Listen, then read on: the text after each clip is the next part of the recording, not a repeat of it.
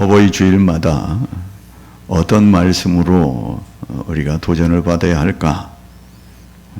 지금 제가 여기에 서 있는 이 시간이 어버이 주일을 21번째 맞고 있는 것입니다. 그러니까 매 주일마다 성경 본문은 똑같은데 어버이 주일에 대한 설교는 한정되어 있는 본문들이죠. 그래서 기도하는 가운데 오늘 본문을 정하게 되었습니다. 우리가 읽은 말씀은 이사야 선지자를 통해서 주시는 말씀인데 잘 아는 말씀이죠. 오라 우리가 서로 변론하자. 너희 죄가 주홍 같을지라도 눈과 같이 희어질 거고 진홍같이 붉을지라도 양털같이 희게 되리라. 너희가 즐겨 순종하면 땅의 아름다운 소산을 먹게 되고 너희가 거절하여 배반하면 칼에 삼키게 된다. 이 말씀을 하신 이유가 뭘까? 느닷없이 이 말씀을 하시지는 않았지 않겠습니까? 그것은 1절부터 쭉 이어져 오는 17절까지의 내용을 결론 삼아서 말씀하는 것입니다.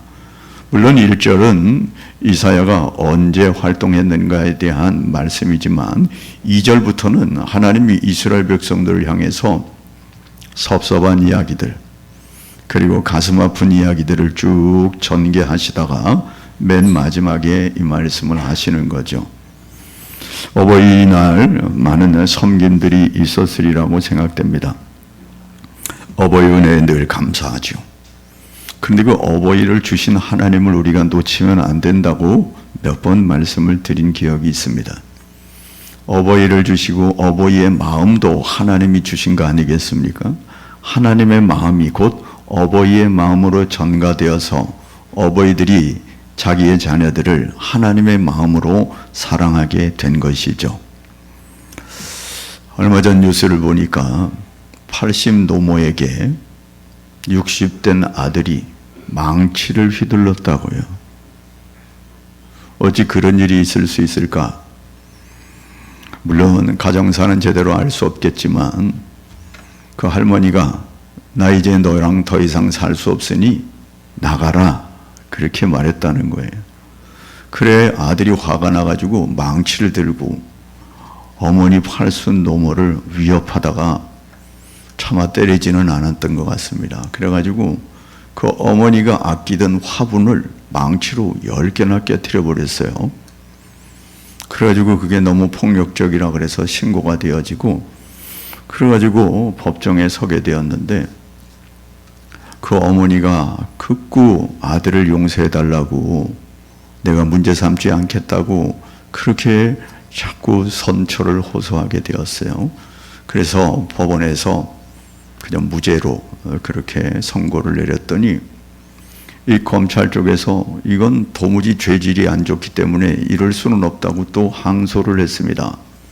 그랬는데 그 항소에도 이 어머니가 극구 선처를 호소하고 간절히 부탁하는 마음으로 그렇게 재판에서 말했기 때문에 법원에서 재판관이 죄질은 안 좋지만 그 어머니의 호소를 듣고 그저 800만 원의 벌금을 그렇게 내도록 형은 살지 않아도 되도록 그렇게 하고 내보내면서 다시는 어머니 집에 접근하지 말라 그런 명령을 내렸다고 합니다. 어찌 그런 일이 있을 수 있을까? 우리가 오늘 교동문에서 읽었는데 너희 늙은 어미를 그렇게 공경해야지 그러면 안 된다 말씀하고 있지 않습니까?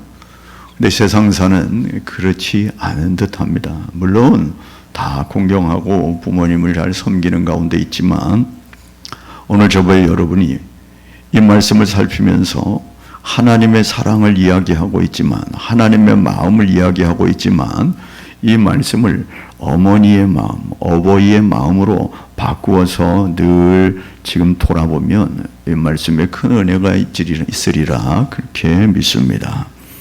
본문 말씀은 이사야 선지자를 통해서 하나님께서 늘 자신을 배반하는 유다 백성들의 실상을 고발하고 그리고 그들에게 용서를 선포하면서 돌아오라. 그리고 돌아오지 아니하면 끝내 심판을 만나게 될 것이다. 안타까운 마음으로 그렇게 선포하는 내용입니다. 그러면서 하나님이 슬퍼한다고 표현하고 있습니다. 내 백성을 내가 슬퍼한다. 하나님께서 특별히 이스라엘 백성들을 선민으로 불러주시고 남다른 은혜를 베풀어 주셨는데 이들의 배반과 이들의 하나님에 대한 대적을 바라보면서 슬퍼한다고 말씀하고 있습니다. 그래서 애절하게 슬퍼하는 하나님의 마음을 우리가 한번 헤아려 보면서 아울러 우리의 어버이의 마음도 헤아려 보는 그런 은혜가 있게 되기를 바랍니다. 세 가지로 말씀을 드리려고 하는데 우리가 읽었던 본문의 말씀은 결론의 말씀입니다. 첫 번째로는 2절 말씀을 살피면서 각별한 하나님의 사랑, 그 부분을 살피려고 합니다. 2절 말씀으로 함께 읽어보겠습니다. 하늘이여 들으라, 땅이여 귀를 기울이라. 여호와께서 말씀하시기를 내가 자식을 양육하였거늘 그들이 나를 거역하였도다. 아멘. 하늘이여 들으라, 땅이여 귀를 기울이라. 온 세상 만물에게 이 모든 일들을 고발하고 있습니다. 무슨 고발인가? 여호와께서 말씀하시기를 내가 자식을 양육하였거늘 그들이 나를 거역했다. 하나님이 이스라엘 백성들을 얼마나 사랑했던지 자식이라고 표현합니다. 일반 뭇백성들이 하나님을 아버지라고 부르지 않습니다. 하나님 믿는 자녀들이, 하나님께 선택을 받은 자녀들이, 하나님의 은혜로 믿음의 아들들이 된 자들이 아버지라고 부르듯이 이스라엘 백성들을 하나님이 특별히 구분하셔서 자식으로 키웠다고 말씀하고 있습니다. 자식으로 양육했다. 그 말은요, 한 구절이지만 그 안에 모든 것이 담겨 있지 않습니까? 자식으로 양육했다. 그 말은 무슨 말입니까? 10달 동안 품고 있다가 태어났습니다. 내버려두면 삽니까? 미리 다 준비했던 모든 것들로 그들을 케어합니다. 씻기고 먹이고 진자리 마른 자리 갈아 눕히면서 성인이 될 때까지 한평생 그를 키워내지 않습니까? 끊임없는 보살핌이 포함되어 있습니다. 끊임없이 아끼며 필요한 모든 것을 공급하면서 바른 길로 인도하시는 그 모든 것들이 여기에 자식으로 양육하였건을 거기에 다 담겨 있는 것이죠. 하루아침에 사람이 성장하지 않습니다. 온갖 수고를 아끼지 아니하고 그 모든 인내를 하면서 키워내어야 자식을 양육하는 것이지 않겠습니까? 그런데 하나님은 우리에게 이해가 쉽도록 하기 위해서 물론 그렇게도 하셨지만 부모가 자녀를 양육하는 것처럼 그렇게 이스라엘 백성들을 끔찍이 사랑하셨다. 각별한 사랑을 베푸셨다는 것입니다. 그건 우리가 잘 알지 않습니까? 이스라엘 백성들 하나님이 특별히 선택할 때에 아브라함을 중심으로 물론 이 일들이 진행되고 있지만 그들 건져낼 때의 모습을 우리가 알지 않습니까? 애굽에서 430년 동안 노예로 살았습니다. 애굽에서 430년 동안 가진 고통을 당했습니다. 아무것도 가진 것이 없었습니다. 늘 채찍이 두려웠고 공포 속에 살았습니다. 고통과 슬픔 속에서 하나님 앞에 부르짖을 수밖에 없는 그런 연약한 존재들이었지 않았습니까? 여러분, 그런데 하나님께서 그들을 자녀 삼아 주셨다고요. 그들을 건져내셔서 자유케 하셨습니다. 그들과 동행하시면서 구름기둥 불기둥으로 인도하시면서 그들을 가나안 땅까지 도착케 하셨습니다. 중간에 많은 필요를 공급해 주셨습니다. 만나와 메추라기를 공급하시고 물을 공급하시고 가지각종의 기적과 이사를 베푸시면서 또한 그들에게 이렇게 살아야 한다고 말씀의 율법까지 허락하시면서 그렇게 하나님을 특별한 사랑으로 그들을 인도하셨지 않았습니까? 여러분, 그런데 이런 놀라운 은혜를 받은 그들이 지금 하늘이여 들으라, 땅이여 귀를 기울이라 할 정도로 하나님 앞에 명백하게 배반하고 하나님께 명백하게 죄악을 저지르고 있는 이 모습을 보여준다는 것이죠. 그런 은혜를 받은 자로서 어떻게 살아가야 할 것입니까? 정말로 마땅하게 자녀가 부모를 대하듯이 그렇게 공경함이 있어야 하고 하나님에 대한 경외와 사랑이 있어야 함에도 불구하고 그들은 그렇지 않았다는 거죠. 오죽하면 하늘이여 들으라 땅이여 귀를 기울여 너희들 봤지. 마치 그들을 어떤 생물처럼 그렇게 말하고 있습니다. 그들이 얼마나 수없이 배반을 했든지, 얼마나 하나님을 부인했든지, 얼마나 하나님을 부정했든지, 하나님의 사랑을 없이 여겼든지 하나님을 무시했습니다. 하나님을 버렸습니다. 심지어 하나님이 가장 싫어하는 우상에게 무릎을 꿇고 우상에게 충성을 다짐하는 기가 막힌 현실들을 우리가 잘 알지 않습니까? 그런 자들을 향하여 하나님이 이 슬픔을 가지고 지금 이야기하는 것이죠. 하늘이여 들으라 땅이여 귀를 기울이라 여호와께서 말씀하실 내가 자식을 양육하였거늘 그들이 나를 거역하였도다. 여러분, 부모의 입장으로서 이 자식을 어떻게 키웠는데 조금 전에 서두에 말씀드린 것처럼 80노모에게 망치를 휘두르다니. 아니, 그와 같은 기가 막힌 현상을 바라보면서 부모된 입장으로서 그 심령이 어떻겠습니까? 내가 너를 자식으로 양육하였거늘 나를 거역하다니, 그런 얘기 아닙니까? 여러분, 이 말씀은 오늘 저와 여러분에게도 적용할 수 있습니다. 저와 여러분의 옛 모습이 어떤 모습이죠? 죄와 허물로 죽었던 상태였습니다. 하나님이 없으면 소망이 없는 그런 상태에 있었습니다. 죄의 노예 상태에 놓여 있었습니다.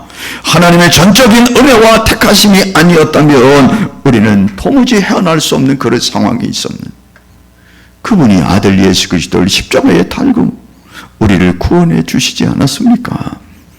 그럼 우리가 어떻게 살아야 할 것입니까? 당연히 그분을 공경하면서 그분을 섬기면서 충성을 내면서 살아가야 되는데 저와 여러분은 하나님 없어도 된다고 살아가고 있습니다. 마치 그 사람은 아무것도 아닌 것처럼 물어돌리면서 살아가고 있는 우리의 모습은 아닙니까?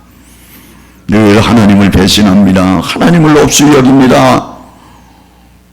하나님을 입으로는 시인하지만 삶으로는 전혀 인정하지 아니하는 그런 삶을 살아가고 있는 저와 여러분의 모습은 아닌지.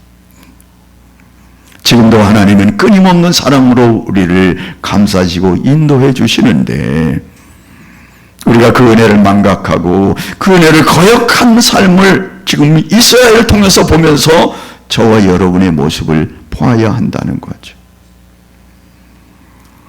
시편 103편 2절 말씀입니다. 내 영혼아 여호와를 송축하며 그의 모든 은택을 잊지 말지어다. 할렐루야. 모든 은택을 잊지 말라고. 저와 여러분을 구원해 주시고 오늘까지 성령님을 통해 인도해 주실 뿐만 아니라 장차 그날까지 인도하실 그 하나님의 모든 은혜를 생각하면서 잊지 말아라. 나는 믿음으로 말미암아 구원했지만 그 배경에는 하나님의 아들 십자가에 달랐다고 하는 이 사실을 잊지 마라. 우리의 부모님들이 나를 어떻게 키워냈는지를 잊지 마라. 그리하여 여호와를 송축하며 살아야 하지 않겠느냐. 각별한 사랑을 받은 저와 여러분에게 오늘 주시는 말씀이 아닐 수 없습니다. 이런 끔찍한 사랑을 베풀어 주셨는데 그들의 모습은 어떤 것인가? 3절 말씀을 읽어보겠습니다. 소는 그 임자를 알고 나귀는 그 주인의 구유를 알건만 이스라엘은 알지 못하고 나의 백성은 깨닫지 못하는도다 하셨도다. 탄식하시는 하나님. 두 번째 메시지. 탄식하시는 하나님. 세상에 이런 일인가 그런 거 보면 말이죠. 미물들이 말이죠. 사람을 그렇게 잘 따라요. 오리도 말이죠. 그렇게 잘 따르고. 어떤 사람은 까치를 자기 그 자식같이 키우는 그런 사람들. 어떤 사람은 돼지를 집에서 키우는 사람들. 어떤 사람은 소를 키우는 사람도 있어요. 소도 그 주인의 음성을 알고 그 주인 따라가는 모습을 알지 않습니까?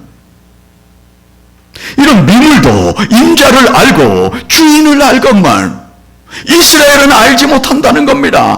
이 백성은 깨닫지 못한다고 말씀합니다. 주인이 누군지 임자가 누군지 깨닫지 못하고 있다. 여러분, 임자와 주인은 어떻게 되는 겁니까? 여러분, 이 핸드폰이 여기는 이거 공용으로 쓰는 거지만 내 것이다 그러려면 두 가지가 필요해요. 내가 만들었거나 돈을 주고 샀거나, 그러면 그때부터 내 것이 됩니다. 내가 주인이 됩니다. 두 가지 요건으로 내 것이 됩니다. 여러분, 그런데 하나님께서 임자를 알지 못한다, 주인을 알지 못한다. 하나님이 임자고 주인이라고 말씀하는 거거든요. 왜 하나님이 이스라엘 백성들의 주인이고 임자입니까? 하나님은 온 우주 만물을 창조하신 그분이라 만드신 분이거든요. 그렇기 때문에 주인이라고 말할 수 있어요. 또 한 가지, 자신의 아들을 내어주시고 십자가에 내어주시고 대가를 지불하고 저와 여러분을 사셨다는 거예요. 값을 주고 샀으니 내 것이라고 이스라엘 백성들에게 선포하고 있는 것이죠. 아니, 이미 알고 있는 그들이었습니다. 대가를 지불하고 그들을 구속하셨습니다. 그들을 건져내셨습니다. 절대적으로 소유권은 하나님께 있는 것 아니겠습니까? 고린도서 6장 20절 말씀입니다. 값으로 산 것이 되었으니 그런즉 너희 몸으로 하나님께 영광을 돌리라. 할렐루야. 값으로 사셨다고요. 대가를 지불하고 저와 여러분을 건지셨다고 말이에요. 그걸 대속이라고 말합니다. 무슨 대가를 지불했습니까? 예수 그리스도 독생자 예수 그리스도 십자가에 달고 모든 피를 흘려주심으로 피 없이는 사함이 없다고 하는 그 말씀을 이루시고, 아들을 대신 주는 대가를 지불하고 저와 여러분을 산 것이 되었다고요. 그러니 우리는 오직 하나님께 영광을 돌리는 삶을 살아야 마땅하지 않느냐. 그런데 이스라엘 백성들이 하나님을 주인이라고 여기지 않는다는 거예요. 하나님을 임자로 여기지 않습니다. 베푸신 은혜를 알아보지도 아니하고 감사하지도 아니하고 충성하지도 아니하는 것이죠. 하나님은 소유로 여기실 뿐만 아니라 자식으로 키웠다고 말하지 않습니까? 너는 내 것이다, 내가 너를 샀으니까 내 마음대로 부리는 종이 아니라 자식으로 양육했다고요. 대가를 지불하고 기꺼이 건져내셔서 저와 여러분에게 아낌없는 필요를 제공하시면서 자녀로, 여러분, 양육하였다 그 말은요, 크게 하였다 그런 뜻입니다. 양육하니까 커지지 않습니까? 부모가 자녀를 양육했다 그 말은 커지게 했다 그런 뜻이에요. 이스라엘 백성들이 참으로 별 볼 일 없는 한 줌과 같은 그런 민족이었는데, 야곱의 70족속을 70명의 사람을 이스라엘을 애굽에 집어넣고 430년 동안 200만이나 되는 어마어마한 민족을 키우고 그들을 가나안 땅으로 인도했습니다. 다윗과 솔로몬 시대에는 얼마나 나라가 융성했던지 이방 나라들이 다 와서 조공을 드릴 정도로 그렇게 엄청난 나라로 키워주시지 않았습니까? 그러나 하나님을 알지 않았다고요. 우리의 힘으로 된 것으로 착각했습니다. 깨닫지 못했습니다. 얼마나 어리석은 짓을 했는지. 그래서 하나님이 탄식하면서 4절에 이렇게 말씀하고 있습니다. 4절 말씀을 함께 읽어보겠습니다. 슬프다 범죄한 나라요, 허물진 백성이요, 행악의 종자요, 행위가 부패한 자식이로다. 그들이 여호와를 버리며 이스라엘의 거룩한 일을 만홀히 여겨 멀리하고 물러갔도다. 누가요? 하나님이 슬프다는 거예요. 여러분, 왜 슬픕니까? 왜 자녀들에게 섭섭합니까? 기대하는 바가 있어서 그런 거 아닙니까? 하나님이 남달리 은혜를 베푸셔서 자기의 아들까지 대가로 지불하시고 우리를 건져주셨는데 우리가 제대로 살지 않을 때 섭섭함이 있지 않겠습니까? 하나님이 슬프다고 말했습니다. 그러면서 이스라엘 백성들을 뭐라고 말합니까? 범죄한 나라라고. 허물진 백성이고 행악의 종자라고, 행위가 부패한 자식이라고 말씀하고 있습니다. 여호와를 버렸다고요? 부모님을 버렸습니다. 하나님의 거룩하신 자를 만홀히 여겼다고요? 이 만홀히 여겼다고 하는 것은 무관심했다는 거예요. 무관심하고 소홀히 여기고 업수히 여겼다, 그 말이에요. 그걸 만홀히 여겼다고 말합니다. 하나님께 무관심했습니다. 그게 이스라엘 백성들이었습니다. 그들의 죄는 어떤 한 사람이 아니라 전 국가적으로 범죄한 나라가 되었다고 말씀하고 있습니다. 여러분, 원래 이스라엘 백성들은 어떤 존재였습니까? 우리가 잘 아는 대로 이스라엘 백성들은 하나님의 택하신 족속이요, 제사장의 나라요, 거룩한 백성이요, 하나님의 자녀였습니다. 그런데 완전히 뒤바뀌어가지고 범죄한 나라가 되었어요. 허물진 백성이 행악의 종자가 되고 말았다. 여러분, 행악의 종자라고 하는 것은 행악의 씨, 악의 씨를 말합니다. 어디서 온 겁니까 도대체? 하나님이 그렇게 은혜를 베풀어 주셨는데 도대체 어디서 온 걸까요? 이 출애굽한 백성들로부터 나오기 시작한 것이죠. 번번이 하나님을 불신하고 원망하면서 거역하면서 하나님을 대적했습니다. 심지어 지도자를 모세인 아론을 돌로 치려고 하는 그런 상태까지 이르지 않았습니까? 금송아지를 만들어 놓고 우상 숭배를 하는, 여러분, 이러면 안 된다는 겁니다. 지금 이사야 선지자가 기록하고 있는 이 시대는 오시야 왕, 요담 왕, 아하스 왕, 히스기야 왕 시대에 말하는 겁니다. 너희들이 그동안 이스라엘 백성의 전 역사를 보고 있지 않았느냐? 이런 은혜를 받았는데 너희들이 이렇게 살면 안 되지. 그렇게 말씀하면서 슬프다라고 탄식하고 있는 것이죠. 여러분, 그 모습들을 바라보면서, 역사에 기록된 현장들을, 선상들을 바라보면서 그걸 반면 교사로 삼아야지.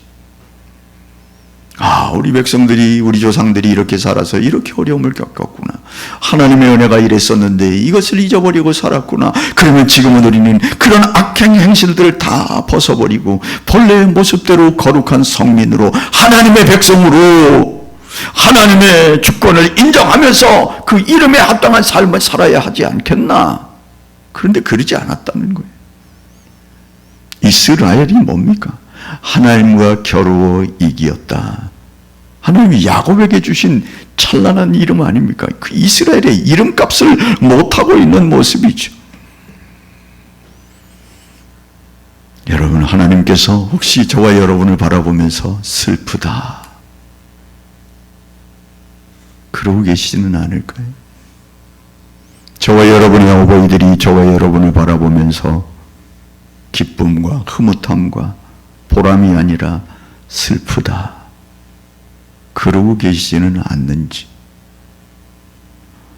여러분, 다시 한번 우리의 삶을 뒤돌아보면서 역사를 교훈 삼고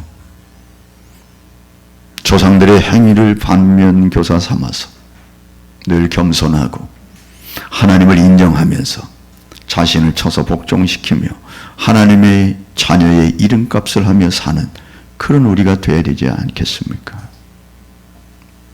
마지막 세 번째 말씀입니다. 그럼에도 불구하고 긍휼을 베푸시는 하나님의 모습을 보는 거죠. 서두에 말씀드렸습니다. 그런 악행을 행한 자녀에게 그의 부모가, 그의 어머니가 선처를 호소하여 형을 면하게 되고 벌금형으로 끝나게 되었다고요. 그럼에도 불구하고 긍휼을 베푸시는 하나님의 모습이 아닐까요? 8절 말씀 읽어보겠습니다.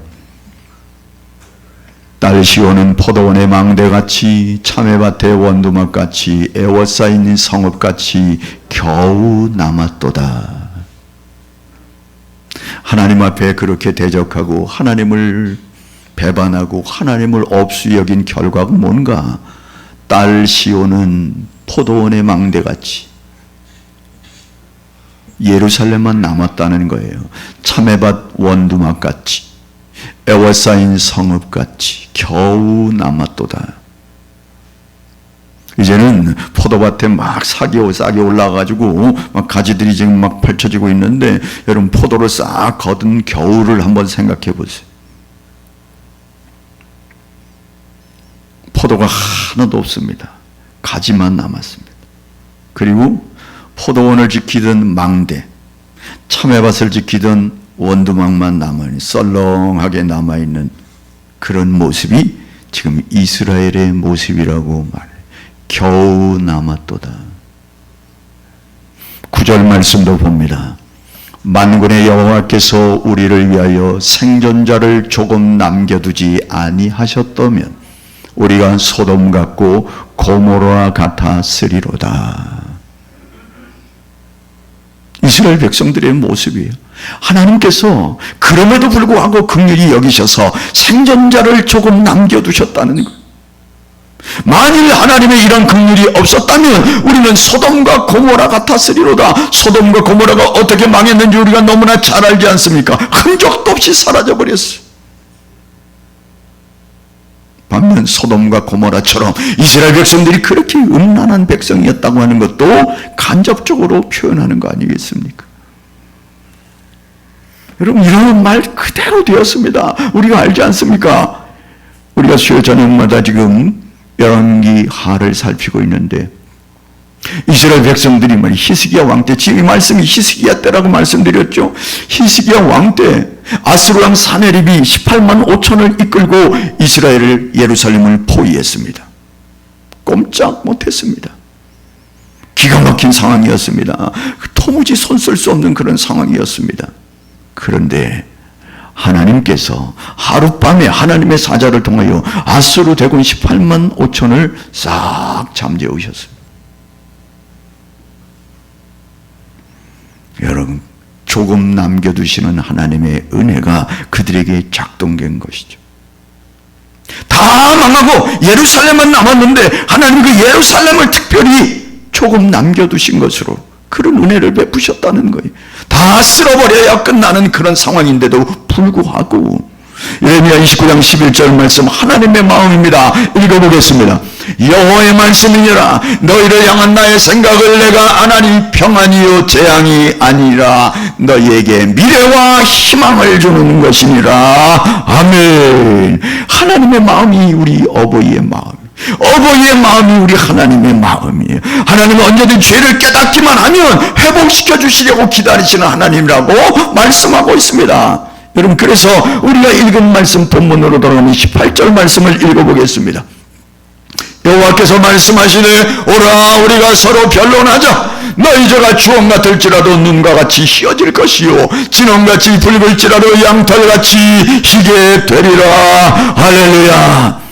이런 어마어마한 하나님의 은혜 가운데서 너희들이 이렇게 범죄했는데 다 망해야 되지만 내가 너희들을 조금 남겨두고 이렇게 말씀하는 거예요.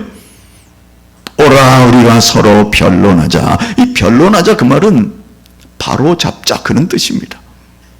논쟁하자는 얘기가 아니라 오라 우리가 서로 만나서 너희들의 삶을 바로 잡아보자 그런 얘기예요. 하나님이 그런 사람들을 다시금 불러서 한마디로 회개하자, 회개하라. 여러분, 회개처럼 감사한 일이 없어요. 근데 사람들은 죄를 지으면 자꾸 감추려고 해요. 여러분, 감추면 끝납니까? 아니에요. 그 감춘 것 때문에 언젠가 드러나게 되겠지만 그 감춘 것 때문에 자기의 삶을 제대로 살 수 없어요. 다리 뻗고 살 수가 없어요. 고통의 나날을 보내게 되는 거죠. 그걸 주님께서 아시면서 너희 죄가 주홍 같을지라도 눈과 같이 희게 될 거야. 진홍같이 붉을지라도 양털같이 희게 해줄 거야. 그렇게 말씀하면서 오라고 말씀해요. 오라고. 회개하기만 하면 하나님이 다 용서해 주신다고 선포하는 거죠. 누구든지 어떤 죄를 지었든지 하나님의 용서에는 한계가 없습니다. 요한일서 1장 9절 말씀 읽어봅니다. 만일 우리가 우리 죄를 자백하면 그는 미쁘시고 의로우사 우리 죄를 사하시며 우리를 모든 불의에서 깨끗하게 하실 것이요. 아멘. 여러분, 그 노모가 그 60된 아들에게 80 노모인데 말이죠. 60된 아들에게 야, 너랑 같이 못 살겠다. 나가라. 여러분, 그렇게 말했다면 그 삶의 정황은 우리가 대충 짐작하지 않겠습니까? 그러면 무릎 꿇고 어머니 죄송합니다. 용서해 주세요. 앞으로 그렇게 하지 않겠습니다. 그래야 자식 아니겠습니까? 그 말했다고 화가 나가지고 망치를 휘두른다고요? 죄를 회개하면, 자백하면 그는 미쁘시고 의로우사 우리를 죄를 용서하신다고요. 얼마까지? 70번씩 7번이라도. 진정으로 회개하기만 하면 하나님이 다 용서하시고 받아주신다는 그런 은혜의 하나님 아니겠습니까? 그러면서 19절 20절 우리가 읽은 말씀을 하시는 겁니다. 읽어봅니다. 너희가 즐겨 순종하면 땅의 아름다운 소산을 먹을 것이요 너희가 거절하여 배반하면 칼에 삼켜지리라. 여호와의 입의 말씀이니라. 아멘. 여러분, 이 말씀은 무슨 말씀입니까? 여러분, 거역하는 거에 칼에 삼켜지려는데 강조점이 있습니까? 아니면 즐겨 순종하여 아름다운 땅 소산을 먹는 것에 강조점이 있겠습니까? 어버이의 마음은 제발 순종해라. 아니, 순종하면 내가 땅의 아름다운 소산을 너에게 줄 거 아니야. 나 그렇게 살기를 원한다. 그게 하나님의 마음. 아니, 순종하지 않아서 칼에 삼켜지는 것을 하나님이 원하시겠습니까? 그 부모님이 원하시겠습니까? 그런 거 아니잖아요. 얼마나 감사한지. 하나님은 정말 지금까지 봐왔던 이 모습대로 남다른 은혜를 받았는데도 불구하고 순종하지 않아요. 하나님을 무시합니다. 하나님을 거역합니다. 그런데 하나님이 즐겨 순종해라. 여러분이 순종하라는 이 말씀을 보면 순종 안 할 수도 있지 않는가? 독재자인가? 그렇게 반항심을 가질 수 있어요. 하나님의 말씀 하라는 게 이렇게 많고 하지 말라는 게 많을까? 그래서 튕겨나갈 수 있어요. 여러분, 그거는 큰 오산입니다. 왜냐하면 우리가 생각하는 하나님은 인간이 바라보는 독재자가 아니고 자기 이익만을 위해서 그렇게 주장하는 분이 아니라고 하는 것이죠. 그분은 창조주 하나님이시고 저와 여러분을 택하셔서 백성 삼으신 그 하나님입니다. 저와 여러분을 너무나도 잘 아시는 그분입니다. 그분은 항상 선한 것, 항상 복된 것, 항상 생명의 길로 인도하시는 절대적인 하나님이라는 사실을 우리가 잊지 않아야 되죠. 그분이 지시하는 모든 것들은 다 저와 여러분을 위한 것인 줄로 믿습니다. 그렇기 때문에 우리는 전적으로 순종하는 것이지 독재자이기 때문에 순종하는 것이 결코 아니죠. 마지못해 순종하는 것이 아니라 그분은 항상 옳은 분이기에 그분은 항상 선한 분이기 때문에 어떤 말씀을 하시든지 아멘하며 순종해야 할 줄로 믿습니다. 그렇기 때문에 말씀에 순종하라는 거예요. 순종해서 해될 게 아무것도 없다. 말씀을 정리하려고 합니다. 이 어버이 주일에 이스라엘 향한, 아니 저와 여러분을 향한 하나님의 마음을 헤아려 보면서 우리 어버이의 마음도 헤아려 보는 시간 되기를 바랍니다. 여러분, 자식 잘 되게 하려고 때로는 책망을 할 수도 있어요. 때로는 속으로 울 수도 있어요. 근데 여기 계신 대부분의 많은 어르신들은 아유, 목사님 이제 자녀들이 다 커버렸어요. 나는 더 이상 어떻게 할 수 없어요. 오늘 귀한 말씀 주셨지만 나는 어떻게 할 수 없네요. 그러시는 분이 계실 수 있어요. 여러분, 그러나 장성한 자녀들이 기억해야 할 것이 있어요. 내가 이만큼 컸으니 내 마음대로 살면 되지. 더 이상 부모님이 나에 대해 간섭하지 말아라. 아니, 간섭 안 할 겁니다. 할 수도 없습니다. 그 대신 하는 것이 있어요. 남몰래 뒤에서 우리 자식이 저렇게 살면 안 되는데, 장성한 우리의 자녀들이 저렇게 살면 안 되는데 하면서 새벽에 무릎을 꿇고 시간 눈물로 기도하고 있다고 하는 이 사실을 놓치면 안 됩니다. 다 컸다고요? 얼마 전에 한 목사님이 손자를 낳았다고 좋아하시더군요. 아유, 그리고 조금 있으면 두 딸인데 마지막 딸을 시집 보낸다고 자기 할 일 다 끝났다고 말하더군요. 제가 그랬습니다. 웃기는 소리 하지 마라. 평생 애프터 서비스. 평생 AS 해야 합니다. 자녀들은. 돌아가실 때까지. 끝났다고요? 시작입니다. 여러분, 부모가 그런 거 아닙니까? 장성했다고 끝납니까? 아니요. 늘 품 안의 자식처럼 무슨 말을 해도 통하지 않지만 그를 위해서 눈물로 기도하면서 하나님의 긍휼을 기도하면서 저렇게 살면 안 되는데 하면서 부르짖는 그 기도를 외면하지 않아야 진정한 효자이고 효녀인 줄로 믿습니다. 그런 은혜가 저와 여러분 가운데 있게 되기를 주의 이름으로 축복합니다. 찬양하겠습니다.